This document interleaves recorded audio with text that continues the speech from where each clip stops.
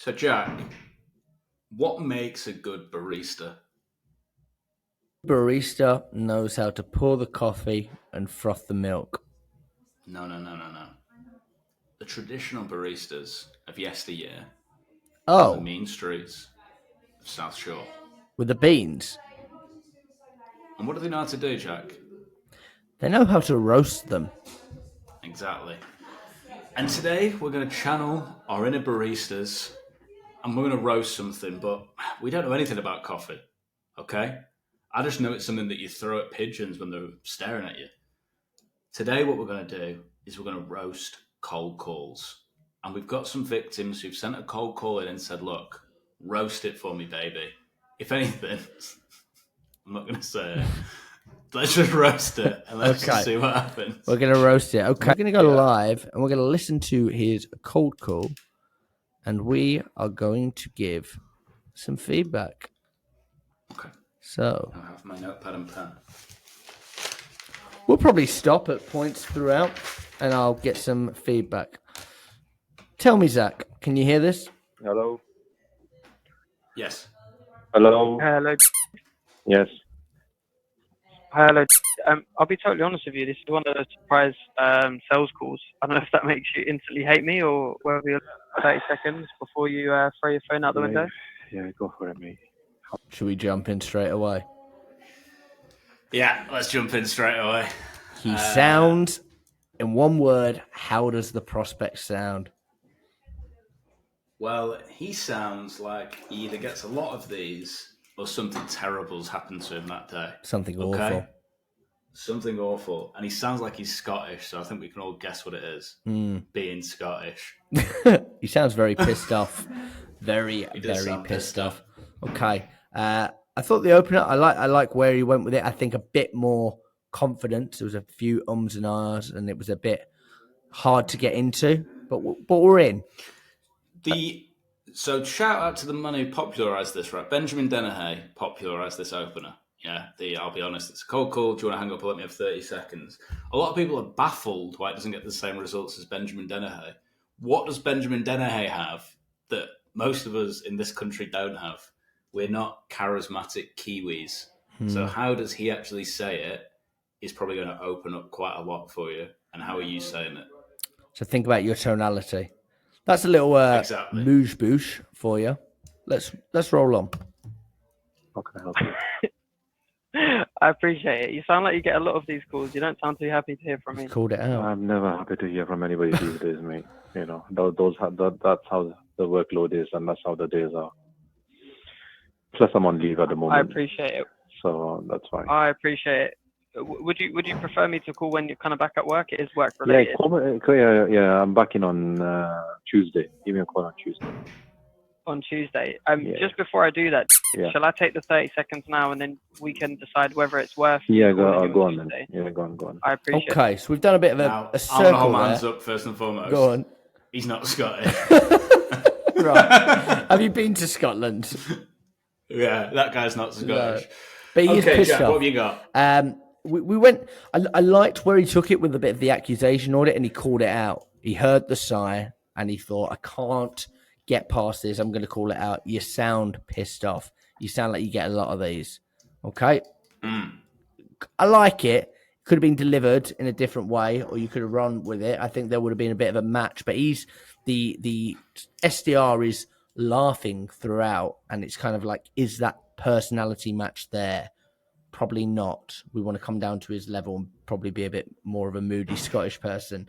I think that the big thing for me there was he gave him the get out. Do you want to take this another time? Yeah. He took the get out and then said, actually, fuck your get out. I'm going to pitch to you anyway. Which I like the balls of being like, that's good if someone's like, no, listen, I'm not back in work. Well, look, can I take the 30 seconds? Don't offer them the get out. You've got him on the phone. The chances are you call him back on Tuesday when he's back at work. He might never answer again. So I'd run with it. Yeah, needs a bit tidy that up a bit. Yeah, even you can throw in that pissed off bit into the script. You know what I mean? As an alternative, if you like, someone's like, "Fucking hell, come on, let's get on with it a bit." You can say, Well, look, I'll fly through it. You sound like you get a lot of these. If you're not interested by the end, I'll never bother you again. Does that sound fair? So fair. You don't have to, because there was a bit there like you've stopped, you've started, you've not really know where to go when you've asked the question. The mirror was great, but if it's going to throw you off, don't worry about it. I agree. Okay, here we go. Look, I'm speaking to a lot of heads of retail and kind of heads of digital marketing. And when I'm speaking with them, they're all kind of telling me the same thing. They're telling me that they have tons of data and they can pull meaningful insights from this data, but those in control of like the go-to-market strategies or C-suites aren't really understanding the reports. It's almost like it's in different language. And obviously that results in a lot of time wasted and no action taken on the valuable insights you and your team have curated. Now, we've helped loads of companies in similar spaces to yours and other verticals. To name one off the top of my head, Monzo's insight team had this exact challenge. Name dropping. And we've helped them not only provide them a quicker time to report, but reports that they can share the story and sell the story of what this data can do for the business to the C-suite, which allows a greater return on efforts and more meaningful changes to kind of how you guys do business moving forward. Now, I know it's very innovative, so by the sounds of things, none of this is going to be relevant to you. You're going to tell me everything's perfect. Okay, let's pour that. I think we have to start off by saying this man is brave. He's the first roast my cold call, so hats off to you. Very weird. We must have the same thought. Very, very good. Very brave. Doing the right things. Like if you were working for us, I'd be very proud of you. And I think just a couple of little tweaks there, and you'll be flying. So I've a script. I was saying this to someone recently. Actually, your script needs to be a bit lyrical, right? It needs to have the bit of that Robert De Niro to it. Robert De Niro's got this great line where a script, even though you've probably read it 1,000 times, the person who's receiving it, watching that film, doesn't feel like Robert De Niro said that 1,000 times and he's bored of it. He thinks that's the first time he said that. And Robert De Niro said that's the key to acting. I just deliver it like it's the first time I've actually said the lines. Crazy. You know what else Robert De Niro said? Sorry to interrupt the whole. I was looking at Robert De Niro quotes the other day, and one of the quotes was, "I like football." So I'll leave you with that. Carry on. Sorry, Zach. You know, what can I say? Anyway, so the pitch needs to feel like, well, look, I typically get invited in by really ambitious companies, but if they're honest, they're spotting a few things. They might be spotting bam, they might be spotting as well. It's getting really, and it's like you feel in every line. Your voice is an instrument. Okay, so there's a big difference between it's really painful or really painful. There's a big difference between delivering those things. It's actually getting like really, and you sort of feeling everything that you're saying because you lose so much. Body language is really the key way that human beings communicate with each other. On the phone, you don't have any of that. You have to feel the words a little more, resonate with them a little more, deliver them in that actor style.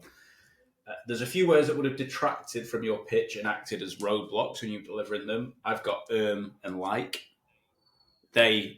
What do they sound like to you, Jack, if I'm giving you those There's and a likes? lack of confidence in their dog words. They're going to stick out to me.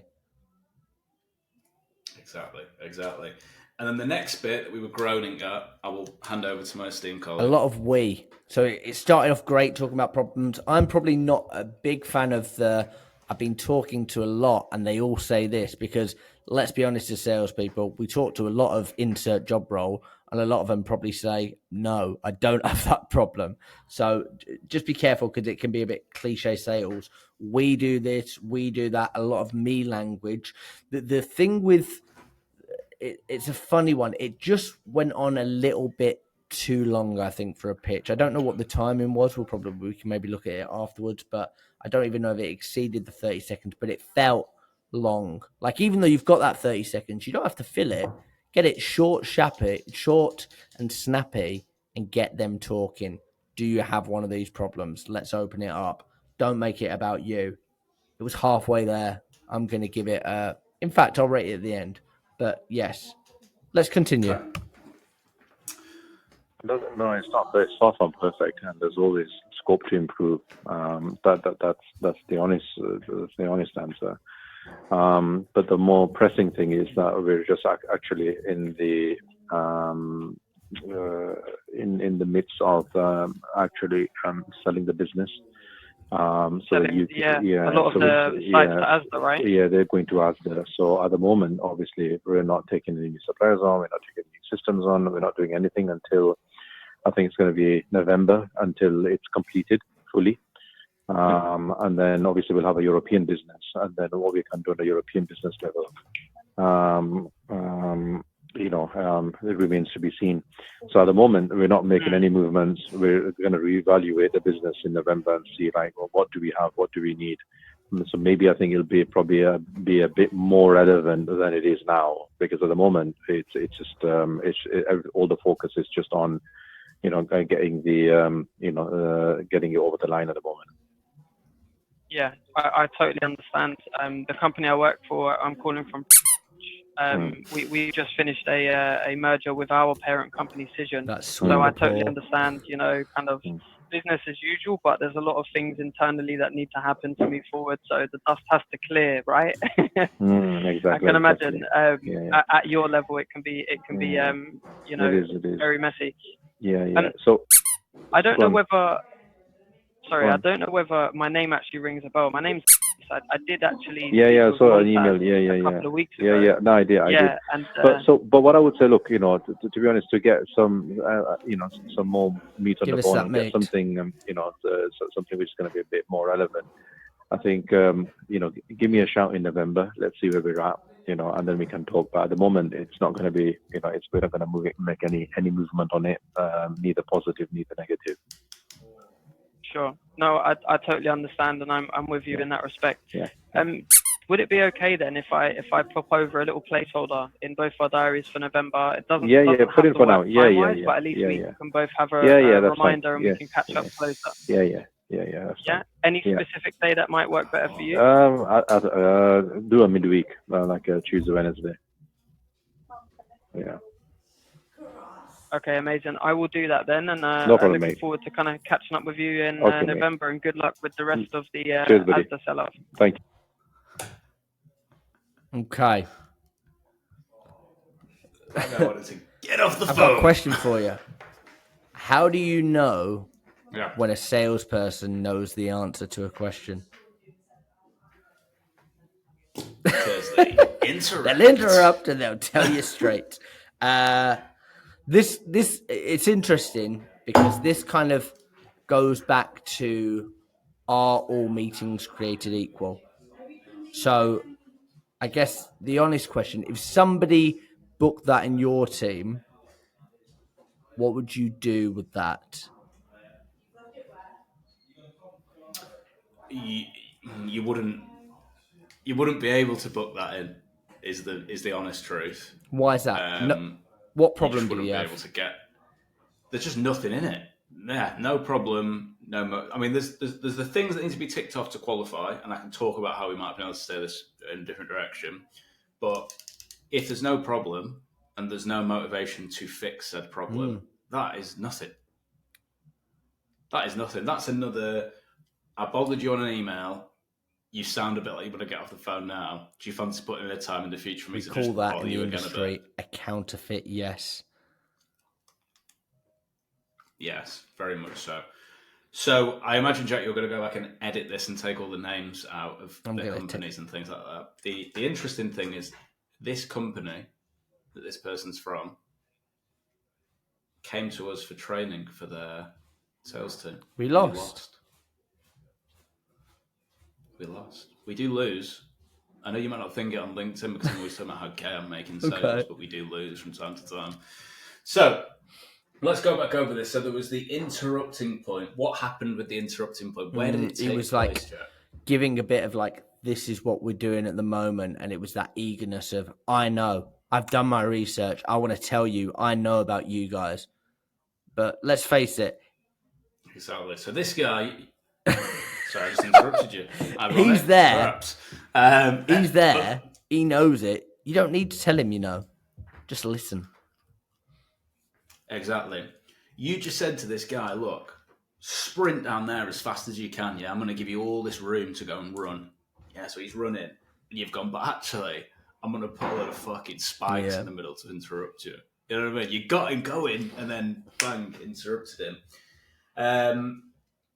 So far from perfect, always scope to improve, but they're in the midst of selling the business at the minute. Do those things align?